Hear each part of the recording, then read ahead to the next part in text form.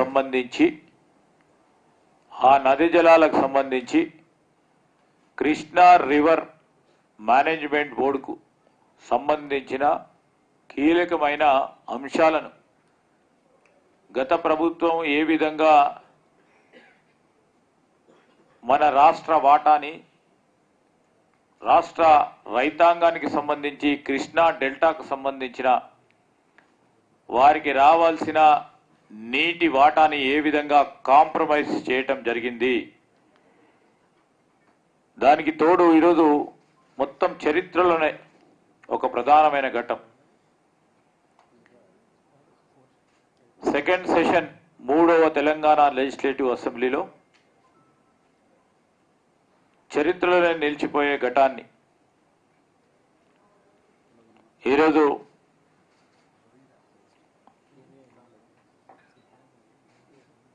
బలహీన వర్గాలకు సంబంధించి రాహుల్ గాంధీ గారి ఆలోచన మేరకు కాంగ్రెస్ పార్టీ ప్రభుత్వం ఓబీసీలకు సంబంధించి ఈ రాష్ట్రంలో జనాభాకు సంబంధించిన సర్వే ఆ రెజల్యూషన్ పెట్టి కాంప్రహెన్సివ్ పూర్తి స్థాయిలో డోర్ టు డోర్ సర్వే బలహీన వర్గాలది, ఎస్సీలది, ఎస్టీలది, ఇతర వర్గాలకు సంబంధించి ఒక కాంప్రహెన్సివ్ సర్వే చేస్తూ దీని ద్వారానే బలహీన వర్గాలకు సంబంధించిన సంఖ్యను ఈ రాష్ట్ర జనాభాలో వారి సంఖ్యను పూర్తి స్థాయిలో తెలుసుకొని మా రాహుల్ గాంధీ గారు చెప్పినట్టు సంఖ్యపరంగా వారికి అదే విధమైన అవకాశాలు కల్పించే బాధ్యత మనం తీసుకోవాలని, దేశ చరిత్రలోనే ఉదాహరణగా నిలబడాలని వారు చేసిన ఆ రోజు వాగ్దానాన్ని మేము కాంగ్రెస్ పార్టీ ప్రభుత్వ పరంగా ముఖ్యమంత్రి గారు రేవంత్ రెడ్డి గారి ఆధ్వర్యంలో మా BC welfare minister Ponnam Prabhakar గారు రెజల్యూషన్ పెట్టి ఏకగ్రీవంగా శాసన సభ్యులందరూ కూడా ఆమోదం తెలియటం జరిగింది. చరిత్రలోనే ఒక ప్రధానమైన ఘట్టంగా నిలబడే విధంగా ఈరోజు కాంగ్రెస్ పార్టీ ప్రభుత్వం ఒక కీలకమైన రెజల్యూషన్ పెట్టి ప్రతి ఒక్కరికి మేలు చేయాలి, ప్రత్యేకంగా బలహీన వర్గాలకి, బడుగు వర్గాలకి మేలు జరగాలి. రాబోయే కాలంలో మేము ప్రవేశపెట్టే బడ్జెట్లలో కూడా వారికి ఎంత శాతం ఉంటే అంత శాతం వారికి నిధులు విధులు ఇచ్చే విధంగా ప్రయత్నంలో మొట్టమొదటి అడుగు వేయటం జరిగింది. అదేవిధంగా ఈరోజు మీరు చూశారు గవర్నర్ గారి అడ్రస్కి సంబంధించి డిస్కషన్స్లో పాల్గొన్న మా సభ్యులందరితో పాటు దాని తదుపరి ఓట్ ఆన్ అకౌంట్కు సంబంధించి బడ్జెట్ ప్రజెంటేషన్తో పాటు డిస్కషన్స్ కానీ, అప్రాప్రియేషన్ బిల్ కానీ, అప్రాప్రియేషన్ బిల్ పరంగా డిస్కషన్స్ కానీ అన్నీ కూడా కులంకుశంగా ఎంతమంది సభ్యులు ఈ డిస్కషన్స్లో పాల్గొనని, మేము మా సలహా సూచనలు ఇవ్వాలని, లేకుంటే ప్రతిపక్షాలకు సంబంధించి వారు ఎన్ని విమర్శలు చేసినా ఈరోజు మేము కన్స్ట్రక్టివ్గా వారి విమర్శలను తీసుకొని ప్రభుత్వాన్ని ఈరోజు ప్రజలకు మేలు చేసే విధంగా ముందుకు నడపాలనే ఆలోచనతోనే మేము సభ సమయాన్ని వృధా కాకుండా ముందుకు తీసుకెళ్లే ప్రయత్నం చేసినాం. దీనిలో చూస్తే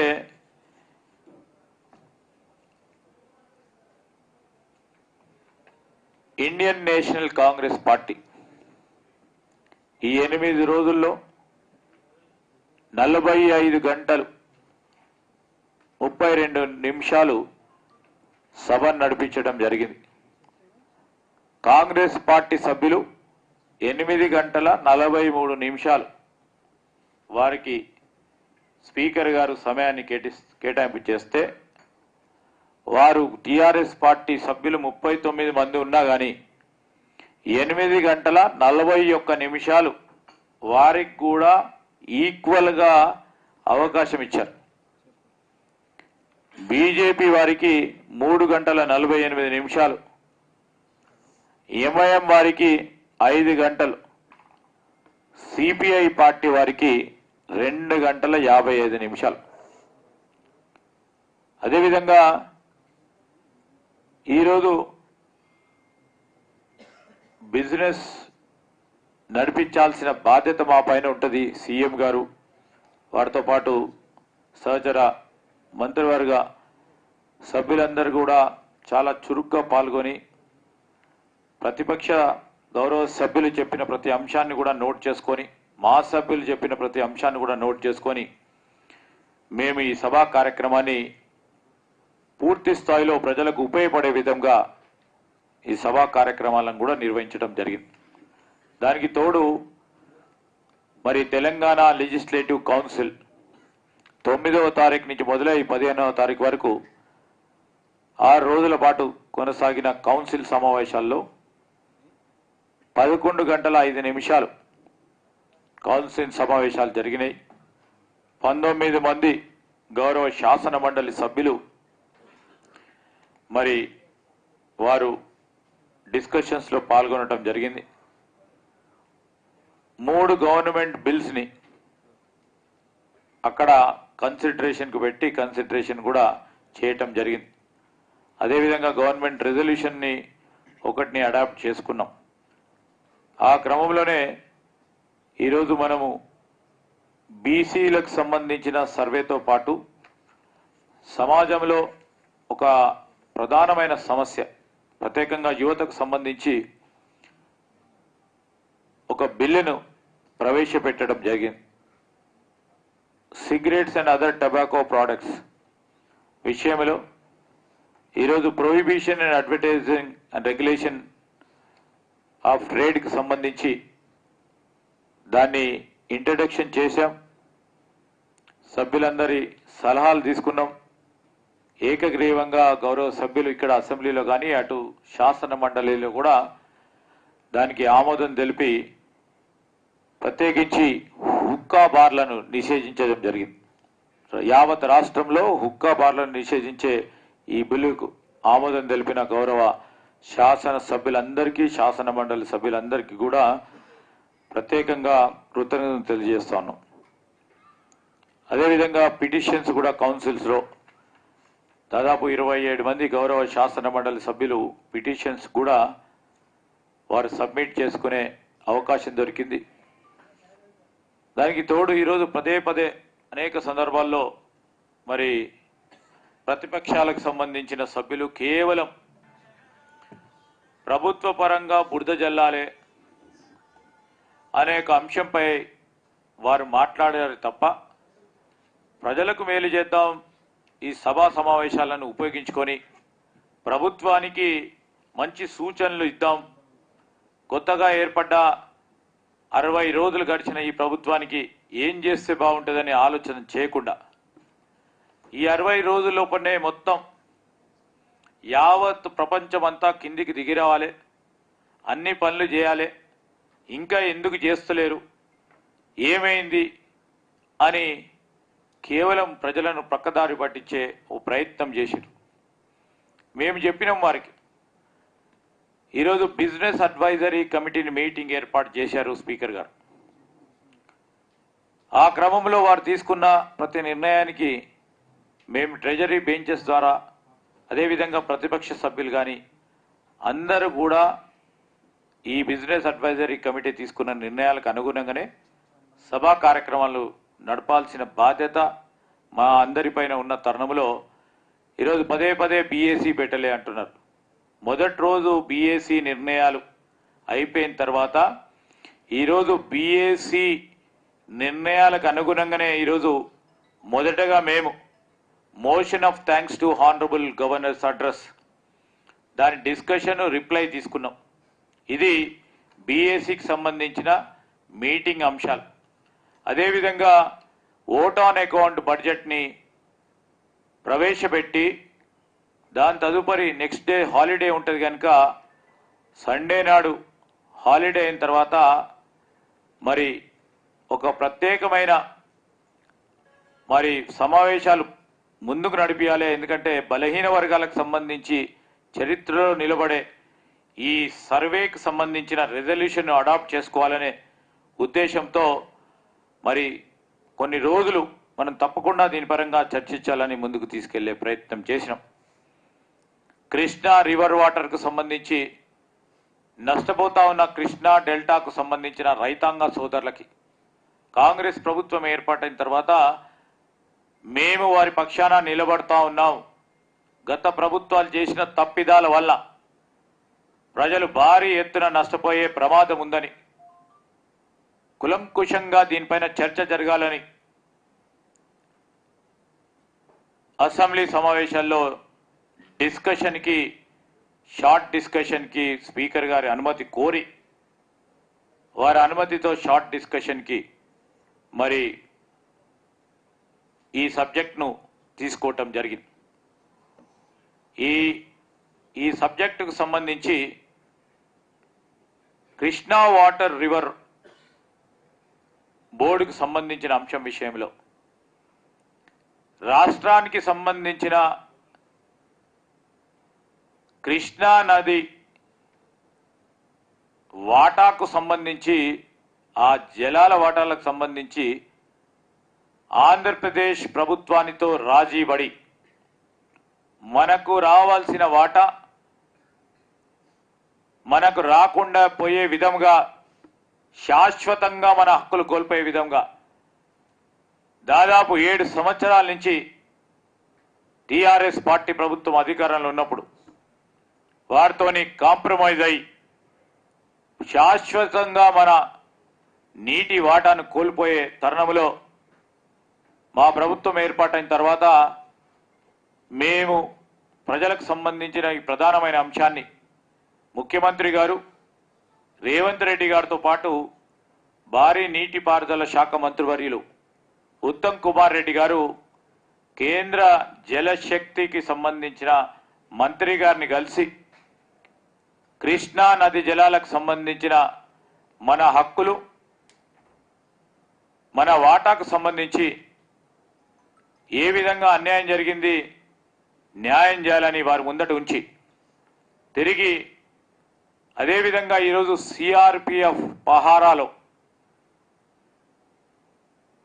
డ్యామ్ నాగార్జున సాగర్ సంబంధించిన కస్టడీ అంతా వారి పరంగా ఉంది, వెంటనే విత్డ్రా చేసుకోవాలని మేజర్ ఇరిగేషన్ మంత్రి గారు వారికి తెలియజేసి లేఖను పంపి మా ప్రొటెస్ట్ని ప్రభుత్వ పరంగా ప్రొటెస్ట్ని కూడా తెలియజేయడం జరిగింది. ఈ సందర్భంలో డిస్కషన్స్లో అనేక సందర్భాల్లో ప్రతిపక్షాలకు సంబంధించిన వారి వాదన ఏముందంటే మేము కాంప్రమైజ్ అవుతాం, కానీ మీరు చెప్పింది తప్పు అనే ఒక సారాంశంతో వారు ప్రజలను సభను ప్రక్కదారి పట్టించే ప్రయత్నం చేశారు. ఆనాడు ప్రభుత్వం కేంద్ర ప్రభుత్వానికి ఇచ్చిన రాతపూర్వకంగా ఇచ్చిన కమ్యూనికేషన్ లెటర్స్ కానీ అదేవిధంగా 6 సంవత్సరాల కాలం పాటు స్టేటస్ కో అదేవిధంగా యథావిధిగా కొనసాగించాలనే వారి ఆలోచన సాక్షాత్తు ప్రత్యక్షంగా సాక్ష్యాలతో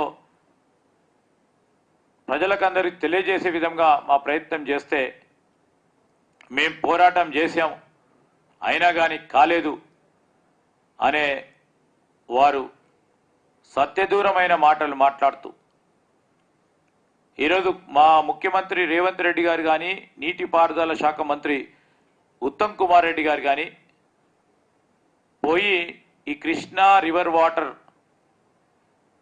బోర్డుకు సంబంధించిన అధికారులు ఎవరితో కలవలే, ఏ విధమైన ప్రభుత్వానికి సంబంధించిన ఆలోచన తెలియజేయలే. అయినా కానీ దుష్ప్రచారం చేసే ప్రయత్నంలోనే వారు నల్లగొండ సభను పెట్టి ప్రజలను ప్రక్కదారి పట్టించే ప్రయత్నం చేసిండు. వారి తప్పులను కప్పుపుచ్చుకునే ప్రయత్నంలోనే వారు నల్లగొండలో సభలను పెట్టి సభకు రాని ఆనాటి ముఖ్యమంత్రి నల్గొండ మీటింగ్ పోయి మరి అనేక వాక్యాలు చేశారు.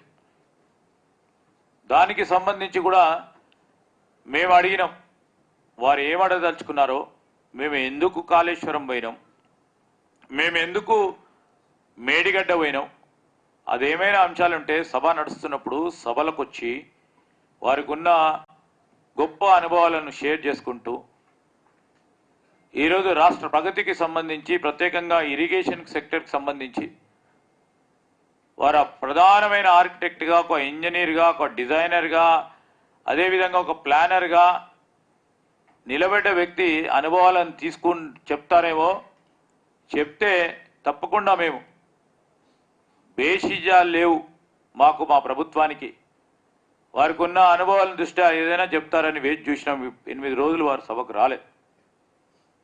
సరే, సభకు రాలే, కానీ నల్గొండ సభకు పోవటం, రాజకీయ పరంగా ఉపన్యాసం చేయటం, ఇష్టారాజ్యంగా అడ్డగోలుగా ముఖ్యమంత్రిపై, మంత్రివారి సహచరులపై, మా శాసన సభ్యులందరం కూడా మేడిగడ్డ పోతే ఆ విధమైన భాషను పూర్తి స్థాయిలో యావత్ శాసనసభలో అందరూ కూడా ఖండించడం జరిగింది.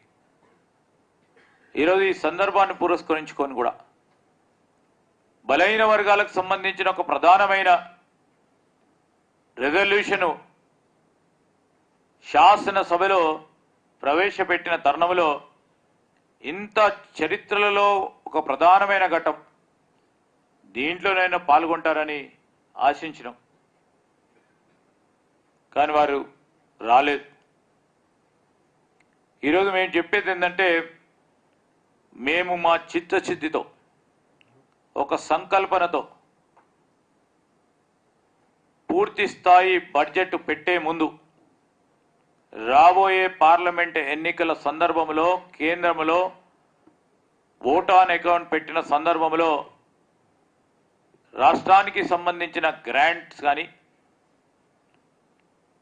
డెవల్యూషన్లో వారు ఎంతవరకు మనకు ఇస్తారో పూర్తి స్థాయిలో లెక్కలు తెలిసే వరకు మేము మా పూర్తి స్థాయి బడ్జెట్ను ప్రవేశపెట్టడానికి ఈరోజు మనకు రాజ్యాంగబద్ధంగా మార్చి నెలాఖరు వరకు బడ్జెట్ను మనం పాస్ చేసుకోవాలి కనుక ప్రిలిమినరీ ఓట్ ఆన్ అకౌంట్ బడ్జెట్ను పెట్టి ఆమోదం శాసనసభలో ఆమోదం పొంది, శాసన మండలిలో కూడా అప్రాప్రియేషన్ బిల్లుకు ఆమోదం పొంది, ప్రజలకు సంబంధించిన సంక్షేమం అభివృద్ధి రాబోయే 4 నెలలు ఎక్కడ కూడా మరి ఆటంకం కలగకుండా ముందుకు తీసుకెళ్లే ప్రయత్నంలోనే మేము ఓట్ ఆన్ అకౌంట్ బడ్జెట్ 2024-25ని ప్రవేశపెట్టడం జరిగింది. దీనిలో అనేక అంశాలు ప్రతిపక్షాలకు సంబంధించి, ప్రభుత్వానికి సంబంధించి ఇప్పటికరికే మా 6 గ్యారెంటీలో 13 అంశాలకు సంబంధించి 4 ప్రధానమైన అంశాలని ప్రజల ముందడు పెట్టి అమలు చేసే కార్యక్రమం జరుగుతూ ఉన్న సందర్భంలో అవన్నిటిని కూడా విస్మరించి ప్రభుత్వం ఏర్పాటైన 48 గంటల లోపల 2 ప్రధానమైన హామీలను, 6 గ్యారెంటీలో ఉన్న 2 ప్రధానమైన గ్యారెంటీలను ప్రజల వద్దకు తీసుకెళ్లి అమల్లోకి తీసుకొచ్చాం.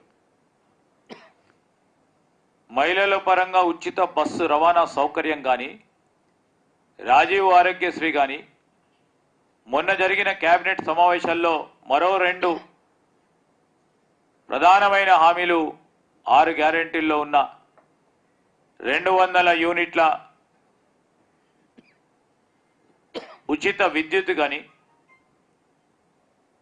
అదేవిధంగా 500 రూపాయలకే సిలిండర్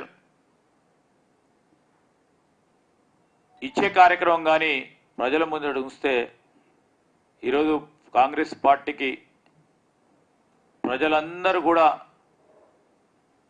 స్వాగతిస్తూ ఉన్నారు. దీన్ని ఏదో విధంగా ప్రజల మధ్యలో ఉన్న వీరికి పెరుగుతా ఉన్న ప్రజాభిమానాన్ని పక్కదారి పట్టియాలని వారి ఆలోచనతోనే ప్రతి డిస్కషన్స్లో కూడా పక్కదారి పట్టించే ప్రయత్నం చేశారు. ఈరోజు ఫైనాన్స్ మినిస్టర్ గారు, డిప్యూటీ చీఫ్ మినిస్టర్ గారు, ముఖ్యమంత్రి గారు ఒక హామీ ఇవ్వటం జరిగింది. ఓట్ ఆన్ అకౌంట్కు సంబంధించిన బడ్జెట్లో కింద స్థాయి నుంచి పై స్థాయి వరకు పనిచేసే మహిళా ఉద్యోగస్తులందరికీ ఆలస్యం కాకుండా మొదటగా మహిళలకు మేము ప్రాధాన్యత ఇవ్వాలని వారి వేతనాలకు సంబంధించి 3వ తారీఖు లోపలనే వారి వేతనాలు పూర్తి స్థాయిలో వారికి చెందే విధంగా ఒక గొప్ప నిర్ణయం తీసుకున్నారు. అంటే మహిళల పట్ల, మహిళల ఎంపవర్మెంట్ సంబంధించి మరొక అడుగు ముందుకు వేసే ప్రయత్నంలోనే ఒక ప్రధానమైన నిర్ణయం తీసుకోవటం జరిగింది. ఆ క్రమంలోనే ఈరోజు బడ్జెట్ సమావేశాలకు సంబంధించి మా సోదరులందరి సహకారంతో, ప్రత్యేకంగా కొత్తగా శాసనసభకు వచ్చిన గౌరవ శాసనసభ్యులందరికీ కూడా ఒక మంచి అవకాశం ఇవ్వాలి. ఆ అవకాశ భాగంలో వారి ప్రాంత సమస్యలు, వారి నియోజకవర్గ సమస్యల విషయంలో ప్రభుత్వ దృష్టికి తీసుకురావడానికి, అదేవిధంగా మరి లెజిస్లేటివ్ ఎక్స్పీరియన్స్ రావాలని ఒక ఆలోచనతోనే గౌరవ స్పీకర్ గారు చాలామందికి కూడా డిస్కషన్స్లో పాల్గొనడానికి, అక్కడ కూడా గౌరవ చైర్మన్ గారు మరి అందరినీ కూడా డిస్కషన్స్లో పాల్గొనే విధంగా ఒక ప్రయత్నం చేశారు. వారికి కూడా మేము స్పీకర్ గారికి, లెజిస్లేటివ్ కౌన్సిల్ చైర్మన్ గారు కూడా కృతజ్ఞతలు తెలియజేస్తూ మేము ప్రతిపక్షాలకు సంబంధించిన వారిని కోరుతా ఉన్నాం. మంచి ఆలోచనతోని, మంచి హృదయంతోని ఈ రాష్ట్ర ప్రగతిలో ప్రతిపక్షంలో ఉండి కూడా రాష్ట్ర ప్రగతిలో మేము పాల్గొనాలి అని మీరు మంచి సూచనలు, సలహాలు ఇస్తే తప్పకుండా ఈ రాష్ట్ర ప్రభుత్వం తరఫున స్వీకరించే ఆలోచన చేస్తాం, విశాల దృక్పథంతో, విశాల హృదయంతో. కానీ నిరంతరం ప్రభుత్వం మొదలైనప్పటి నుంచి 2వ రోజు నుంచి విమర్శించాలి ప్రభుత్వం పైన. ప్రభుత్వం మంచి పని చేస్తే దాన్ని మంచిది కాదు, ఇది చెడు అని చెప్పే ప్రయత్నంలో మానుకోండి. ప్రజలు ఇచ్చిన తీర్పును గౌరవించే ఒక సాంప్రదాయం ఏదైతే ఉందో ఆ సాంప్రదాయాన్ని ముందుకు తీసుకెళ్లే ప్రయత్నం చేయాలి. ప్రజలు ఇచ్చే తీర్పును మేము పక్కన పెడతాం, మాకు 10 సంవత్సరాలు ఇచ్చినప్పటికీ సరిపోలేదు, ప్రజల తీర్పు ఏ విధంగా ఉన్నా పర్వాలేదు కానీ మేము ఇదే విధంగా ఉంటామని వారి ఆలోచన తీరును మానుకొని మంచి సలహాలు ఇవ్వండి, సూచనలు ఇవ్వండి. ఈరోజు కాంగ్రెస్ పార్టీ ప్రభుత్వం తెలంగాణ రాష్ట్రం ఏర్పడ్డ తర్వాత మొదటిసారి అధికారంలో వచ్చిన తరుణంలో విభజన చట్టంలోని అనేక అంశాలు ఉన్నాయి, కేంద్ర ప్రభుత్వం విస్మరించిన అనేక అంశాలు ఉన్నాయి. కలిసి పోరాటం చేద్దాం, ముందుకు రండి. దానికి తోడు ఈరోజు కేంద్రానికి సంబంధించి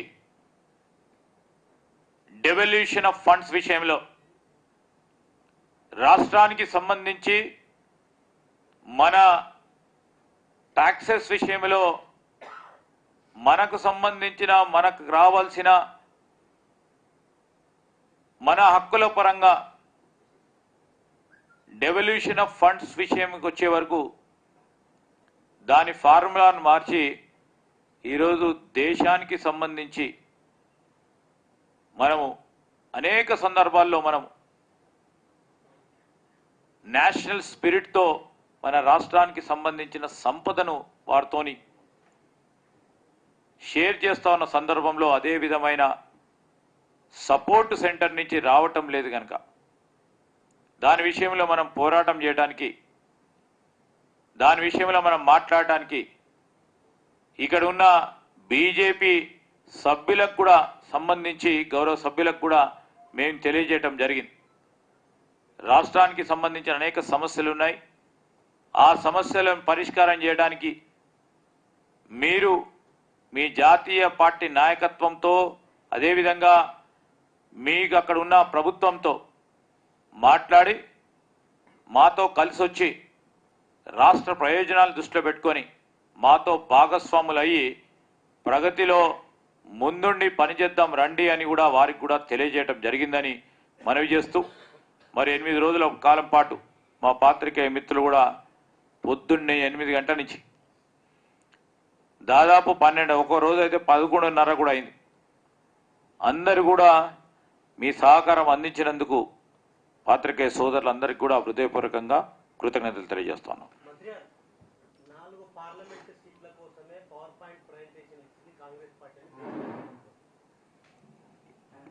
4-15 ప్రజలు నిర్ణయం చేస్తారు.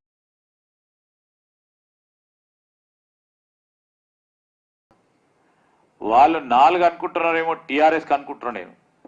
వాళ్ళు 4 కూడా కాదు, ఒక్క సంఖ్యను దాటితే ఒక్క సీటు దాటితే పెద్ద పని చేసినట్టు. ఈరోజు మేము డబుల్ డిజిట్ కి కంటే ఎక్కువ స్థాయిలో సీట్లు గెలుస్తాం.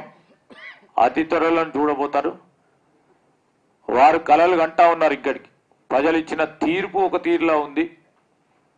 మా కాంగ్రెస్ పార్టీ ప్రభుత్వం వచ్చిన తర్వాత ప్రభుత్వ యంత్రాంగం లేకుంటే మా ప్రభుత్వం పూర్తి స్థాయిలో మేము కానీ మా శాసనసభ్యులు కానీ ఏ విధంగా ప్రజాపాలనలో పాల్గొని ప్రజా సమస్యలను పరిష్కారం చేయటం జరుగుతూ ఉందో ప్రజలు చూస్తూ ఉన్న తరుణంలో ప్రజలే జవాబు చెప్తారు.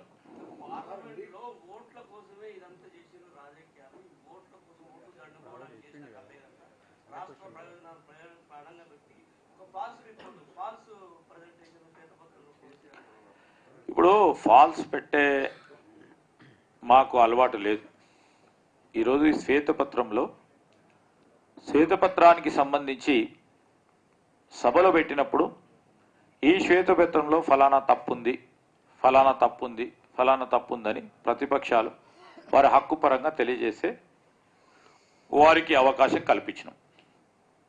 కల్పిస్తే శ్వేతపత్రానికి సంబంధించి 3-4 అంశాల్లో హరీష్ రావు గారు మాట్లాడుతూ ఇది తప్పుంది, ఇది తప్పుంది, ఇది తప్పుందని బుల్డోజ్ చేసి ప్రయత్నం చేసి సభను ప్రక్కదారి పట్టించే ప్రయత్నం చేశారు.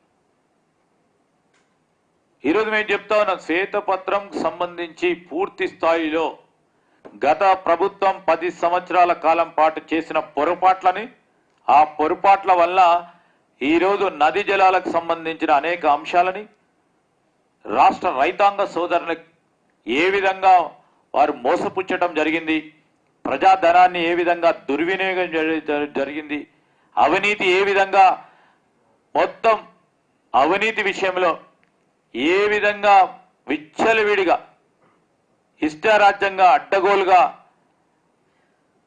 ఏ విధంగా అవినీతిని ప్రోత్సాహం చేయటం జరిగింది. మేము కాదు, ఈరోజు కంట్రోలర్ అండ్ ఆడిటర్ జనరల్ నివేదిక నాణ్యత లేకుండా ఏ విధంగా ప్రాజెక్టులు కట్టడం జరిగిందో ఇంకా కూడా చాలా క్రిటికల్గా కంట్రోలర్ అండ్ ఆడిటర్ జనరల్ ఇచ్చిన నివేదిక ద్వారా కాంట్రాక్టర్లకు ఏ విధంగా మేలు చేశారు అని సిఐజీ రిపోర్ట్లోనే తెలియజేయటం జరిగింది.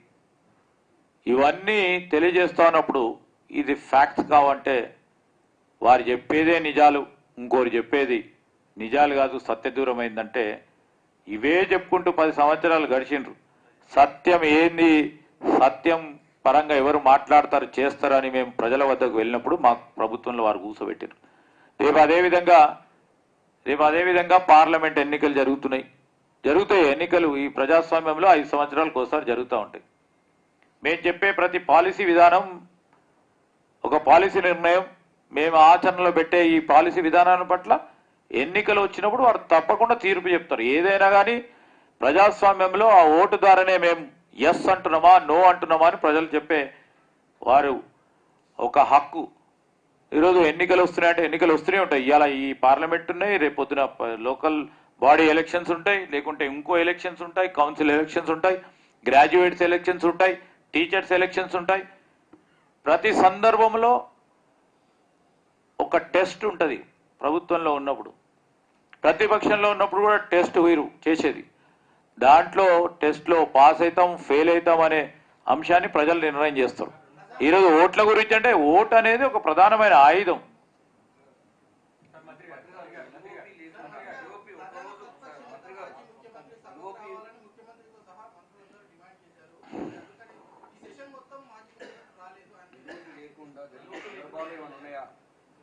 ఎప్పుడు కూడా రాష్ట్ర చరిత్రలో ఎప్పుడు కూడా లేవు.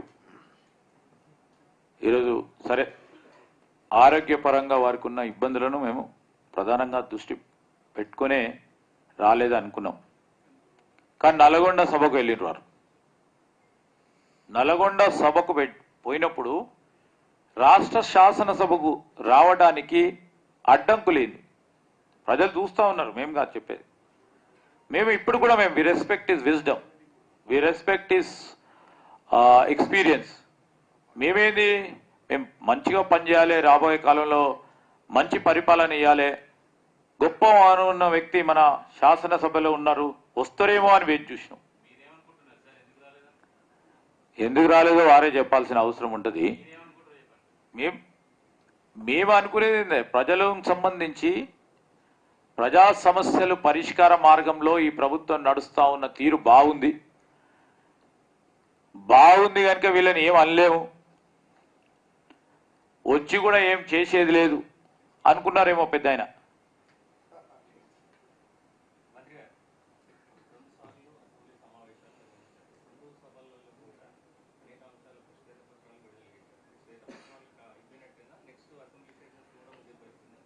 శ్వేతపత్రం అనేది మా ప్రభుత్వం ఏర్పాటైన తర్వాత రాష్ట్ర ఖజానాకు సంబంధించి ఈరోజు వైట్ పేపర్ రిలీజ్ చేయాలి. నిధులు, ఆ నిధులకు సంబంధించిన అంశం విషయంలో అప్పులు నిధులు, మనకొచ్చే రెవెన్యూను ఏ విధంగా గత ప్రభుత్వం ఏ విధంగా ఖర్చు చేసింది, మేము అనుకున్న సంకల్పించిన 6 గ్యారెంటీలు కానీ మేనిఫెస్టోకు సంబంధించిన ఇతర అంశాలను కానీ మేము ఏ విధంగా తీసుకెళ్తాం, ఒక శ్వేతపత్రాన్ని మేము ఈరోజు ఫినాన్స్, పవర్, ఇరిగేషన్ పరంగా పెట్టడం జరిగింది. ఎక్కడి నుంచి మా జర్నీ మొదలవుతోంది? మా జర్నీ మొదలవుతున్న సందర్భంలో రాష్ట్రాన్ని అతలాకుతలం చేసిన ప్రతి అంశాన్ని కూడా ప్రజల ముద్దరికి తీసుకెళ్తాం, వైట్ పేపర్ రిలీజ్ చేస్తాం. దాని తర్వాత మేము ఏ విధమైన క్రమశిక్షణతో పోయి ప్రజా సంక్షేమం, అభివృద్ధిని చేయాలనే సంకల్పన, మా దారిని కూడా ప్రజల ముందర ఉంచిపోయే ప్రయత్నంలోనే ఈ వైట్ పేపర్.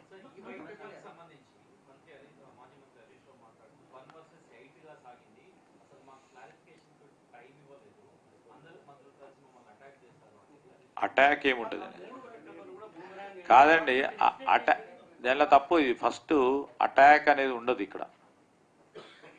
ట్రెజరీ బెంచెస్ సంబంధించి ప్రభుత్వ పరంగా ఒక బాధ్యతాయుతంగా ఎవరైనా గౌరవ సభ్యుడు, అది కూడా ప్రధానంగా ఒక సీనియర్ శాసనసభ్యుడు, వివిధ పోర్ట్ఫోలియోస్ను హ్యాండిల్ చేసిన ఒక శాసనసభ్యుడు ఇష్టరాజ్యంగా అడ్డగోలుగా సత్యదూరమైన మాటలు మాట్లాడుతూ ఉన్నప్పుడు మా బాధ్యత.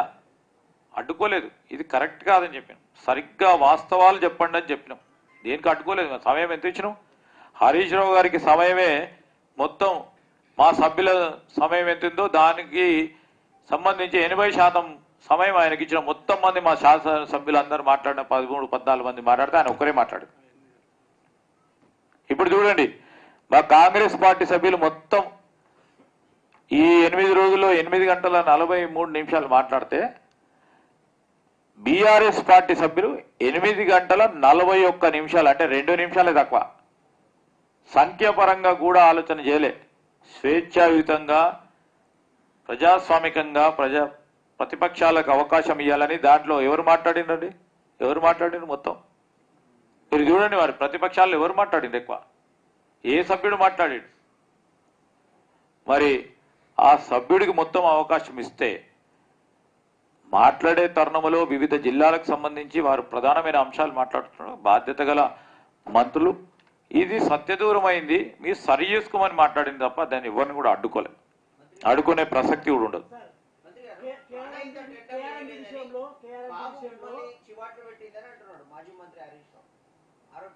ఏంటది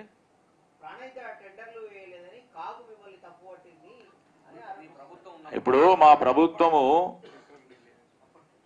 డిపిఆర్ చేస్తే ఫస్ట్ ఏదైనా ప్రాజెక్ట్ చేపట్టాలంటే డీటెయిల్డ్ ప్రాజెక్ట్ రిపోర్ట్ తయారు చేసుకుంటుంది.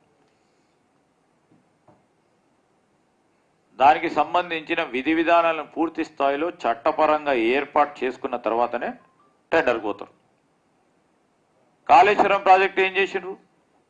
అసలు డిపిఆర్ఏ లేదు, డిపిఆర్ లేదు, ప్రాజెక్ట్ ఏమేమి కావాలో తెలియకుండానే అడ్డగోలుగా ఇష్టరాజ్యంగా టెండర్లు పిలిచారు. ఏమైంది లాస్ట్కి? మేడిగడ్డ కుంగిపోయింది, అన్నారం భూంగబడ్డది.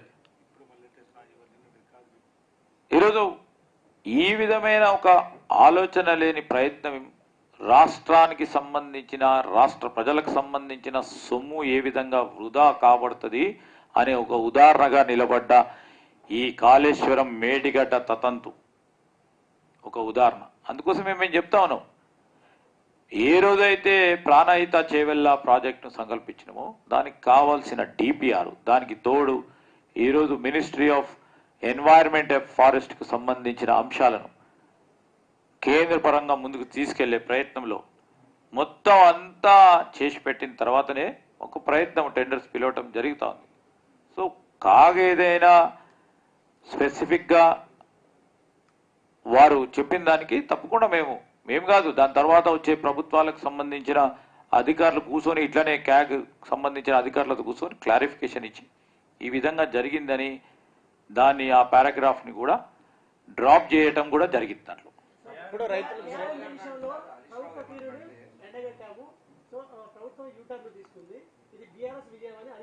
ఇప్పుడు కేఆర్ఎంబి సంబంధించి మా ఉత్తమ్ కుమార్ రెడ్డి గారు ముఖ్యమంత్రి గారు స్పష్టంగా అన్ని గంటలు డిస్కషన్స్ లో పాల్గొని ఎవరు పారిపోయినరు, ఆఖరికి ఏ కారణం లేకుండా పోయి బయట కూర్చున్నారు. చూసిండ్రా మీరు?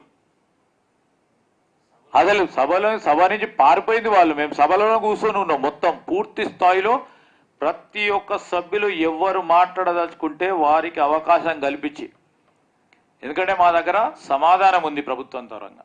మేం పారిపోలే, వారే పారిపోయారు. ప్రజలందరూ కూడా చూసిండ్రు, సడన్ గా లేచి బయటికి వెళ్ళిపోయారు. ఎందుకు పోయినరు, ఏ కారణంతో పోయినరు ఎవరికి తెలియదు. అప్పటికి బయటికి పోయి 2 నిమిషాలు ధర్నా చేసిండ్రు. ఎందుకు చేసిండ్రో కూడా తెలియదు. ఒక 2 నిమిషాలు ధర్నా చేసి బయటికి వెళ్ళిపోయాను, గేట్ బయటికి. మేం పారిపోయినామా, వారు పారిపోయినరా? ప్రొటెస్ట్ చేయడానికి స్పీకర్ గారి అనుమతితో ప్రొటెస్ట్ చేసే అవకాశం ఉన్నప్పటికీ ఏం చెప్పకుండా వెళ్ళిపోయారు. సార్, ఇది మేడిగడ్డ కుంగిపోయింది, అన్నారం బ్యారేజ్ కు లీకేజీలు, మల్లన్న సాగర్ తోండి ముంపు గ్రామాలకు ప్రమాదం కాగ్నివిగా చెప్పింది. అసలు రైతులకు నీరందించేటువంటి విషయంలో రానున్నటువంటి ఆ సీజన్ కు కాంగ్రెస్ పార్టీ ఏ నిర్ణయం తీసుకోబోతా ఉన్నది? ఇప్పుడు మా మంత్రివర్యులు ఉత్తమ్ కుమార్ రెడ్డి గారు చెప్పారు,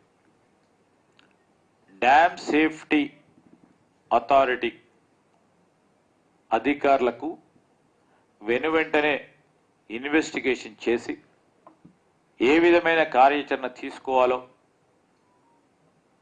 మాకు తెలియజేయండి.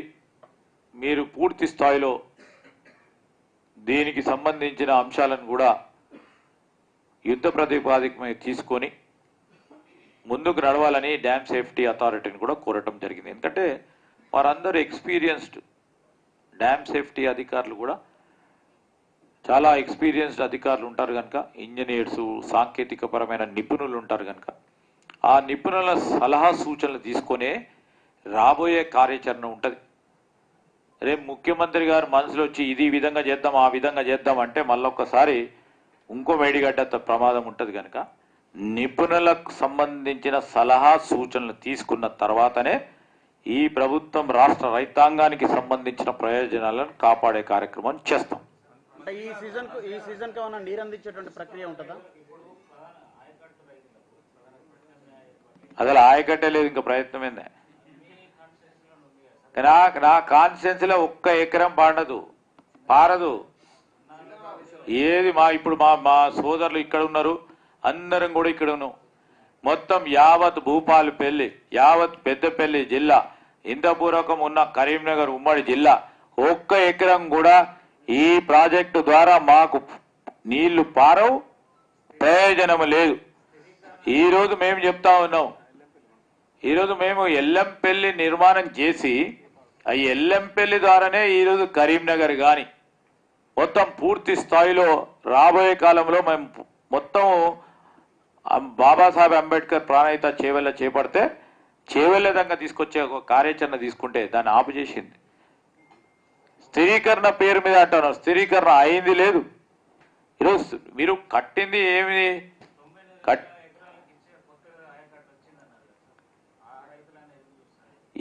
ఆ రైతులకు సంబంధించి ఎవరి పరంగానైతే వారు ఆలోచన చేస్తా ఉన్నారో ఈరోజు వారు మేమేం చెప్తున్నాం, సాంకేతిక నిపుణుల సహకారంతో వారి ఆలోచనతో పక్కడబందిగా మరొకసారి మేడిగడ్డ కావద్దు, మరొకసారి అన్నారం ఈ విధంగా బొంగలు రావద్దు, మేడిగడ్డ కుంగిపోవద్దు అంటే సాంకేతిక నిపుణులు ఇచ్చే సలహా సూచనల మేరకు ఈరోజు మేము కార్యాచరణ మొదలుపెట్టి ముందుకు తీసుకెళ్లే కార్యక్రమం చేస్తాం. ఎందుకంటే రాష్ట్ర రైతాంగాలకు సంబంధించి ఎవరికి కూడా నష్టం కాకూడదు, వారి ఆయకట్టు ఎక్కడ కూడా దెబ్బ తినకూడదు. ఈరోజు సడన్ గా ఈ విధంగా ఒక దెబ్బ తినే ప్రయత్నంలో రాష్ట్రం ఆ రోజు తీసుకున్న అనాలోచితమైన నిర్ణయాల వల్ల, తప్పుడు విధానాల వల్ల, తప్పుడు ఆలోచనల వల్ల ఈరోజు రాష్ట్ర రైతాంగం నష్టపోతా ఉన్నారు.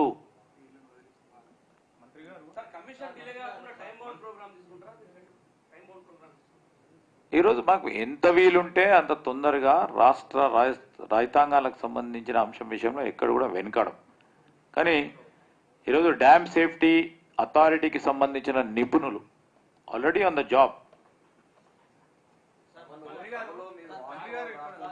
Yes sir, 1 2 please. నిపుణుల సలహా అనంతరం మరమ్మతులు చేయవలసి వస్తే ప్రభుత్వం మీద భారం పడుతుందా, లేకపోతే నిర్మాణం చేసినటువంటి సంస్థ మీద పడుతుందా? ఎన్నికల ప్రచారంలో కేటీఆర్ మాట్లాడుతూ ఇదంతా నిర్వహణ చేసినటువంటి సంస్థని ఖర్చు పెట్టుకుంటూ ప్రభుత్వం మీద ఎటువంటి అదనపు ఖర్చు ఉండదు అనేది వారు ప్రసంగాల్లో. ఇప్పుడు మేము మేనిఫెస్టోలో చెప్పిన ఒక ప్రధానమైన అంశం జ్యుడిషియల్ ఎంక్వైరీ చేస్తామని చెప్పినాం.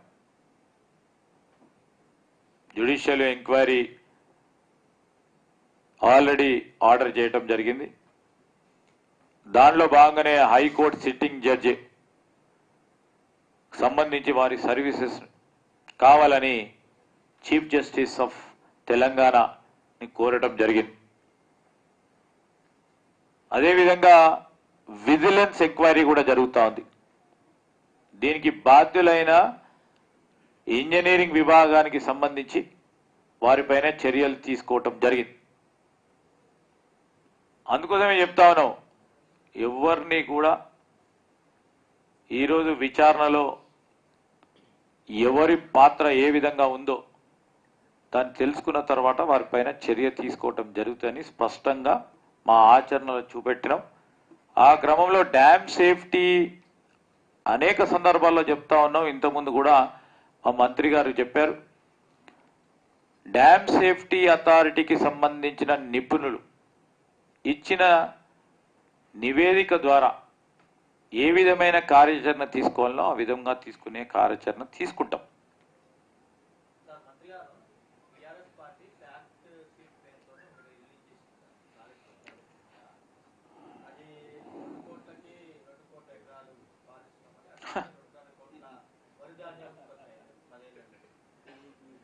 ఇప్పుడు అది ఫ్యాక్టా, మొత్తం సత్యదూరమైన మాటల ప్రజలు తెలుసుకోవటం జరుగుతుంది. అందుకోసమే చూసింది కదా, ఇప్పుడు 2 కోట్ల ఎకరాలు అంటే అది 1 కోటి ఎకరాలు అన్నారు, ఇప్పుడు 2 కోట్లు అంటున్నారు, రేపు 3 కోట్లు అంటారు.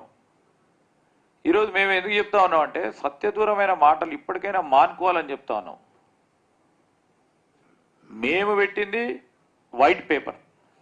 వైట్ పేపర్కి సంబంధించిన సమాచారం విషయంలో ఇంకేదైనా అనుమానాలు ఉంటే మళ్ళొక్కసారి చెప్పే ప్రయత్నం చేస్తాం. మళ్ళా సభ అయిపోయింది కనుక నేరుగానే ప్రజలకు వద్దకు వెళ్ళి ఈ వైట్ పేపర్కి సంబంధించిన ప్రతి సారాంశాన్ని కూడా వారికి కూడా తెలియజేయడం జరుగుతుంది.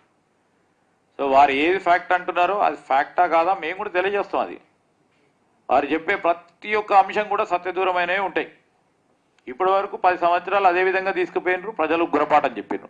మళ్ళొక్కసారి తీసుకొస్తే లోక్సభలో కూడా అదే మాట.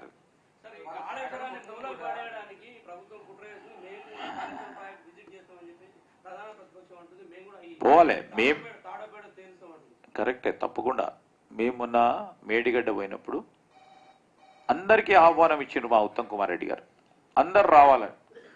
దాంట్లో పాత్రికేయ మిత్రులు కూడా వచ్చిండ్రు. ప్రతిపక్షాలకు సంబంధించిన శాసన సభ్యులు అందరూ కూడా రావాలని మేమే రిక్వెస్ట్ చేసినాం. పోవాలి, వాళ్ళు చూడాలి ఏ విధంగా వారి ఇంజనీర్లు వారు కలిపి కట్టిన బ్యారేజ్ ఏ విధంగా బీటలు వారింది చూడాల్సిన అవసరం ఉంటుంది. అప్పుడు జవాబు చెప్పమనండి, ఎందుకు బీటలు వారింది, ఎందుకు వారింది. అదే కాంగ్రెస్ పార్టీ బ్యారేజ్ కట్టింది. అదేమన్నా పోయి ఏం చేస్తామని, ఏం చేస్తాము ఏం చేయబోతాం అని చెప్పలేని పరిస్థితిలో మాతో రాలే. ఆ రోజు పోవాలి, వాళ్ళు కూడా చూడాలి, ప్రజలకు జవాబు చెప్పాలి. దీనికి కారకులం మేము, క్షమాపణ చెప్పాలి అక్కడే.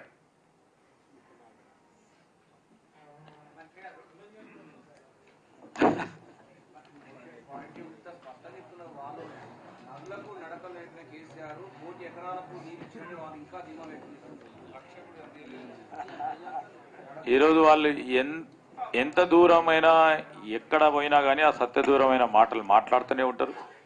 ప్రజలను పక్కదారి పట్టించే ప్రయత్నం చేస్తారు. ప్రజలు అంత అమాయకులు కాదు.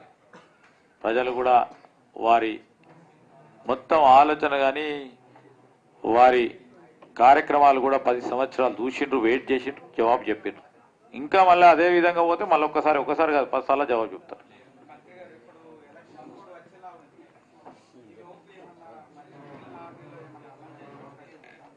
ఇప్పుడు ఆల్రెడీ కేబినెట్ నిర్ణయం తీసుకొని ఇంకో 2 హామీలు ఆచరణలో పెట్టిందైతే కేబినెట్లో నిర్ణయం తీసుకున్నాం, అవి ఎగ్జిక్యూషన్ జరుగుతూ ఉన్నాయి. 200 యూనిట్ల కరెంటు ఫ్రీ కానీ, గ్యాస్ సిలిండర్ 500 రూపాయలకు కానీ, దానికి తోడు ఇంతపూర్వకం తీసుకున్న ఉచిత బస్సు ప్రయాణం కానీ, రాజీవ్ ఆరోగ్యశ్రీ కింద తీసుకున్న 10 లక్షల రూపాయలు. 4 అంశాలు 6 గ్యారెంటీలో ప్రధానమైన అంశాలు అవి ఇంకా కూడా మాకు, ఎందుకంటే ఇప్పుడే ఓట్ ఆన్ అకౌంట్ అయిపోయింది, ఇంకా కూడా ముందు ఒకవేళ బాగా ఆలస్యం అయితే, ఎన్నికల షెడ్యూల్ ఆలస్యం అయితే ఇంకా కూడా ఆలోచన చేస్తామేమో.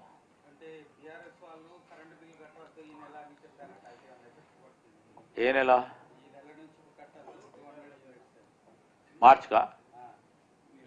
మార్చు సరే, ఆచరణలో ఉంది. వారు కూడా చెప్పినాం, అసెంబ్లీలో కూడా మాట్లాడటం జరిగింది. ఏ విధమైన ఎలిజిబిలిటీ క్రైటీరియా 200 యూనిట్లకు సంబంధించి సభలో చెప్పిన అంశాలను పెట్టుకొని వారు మా సంబంధిత మంత్రి గారు రేపు ఎల్లుండి తెలియజేస్తారు.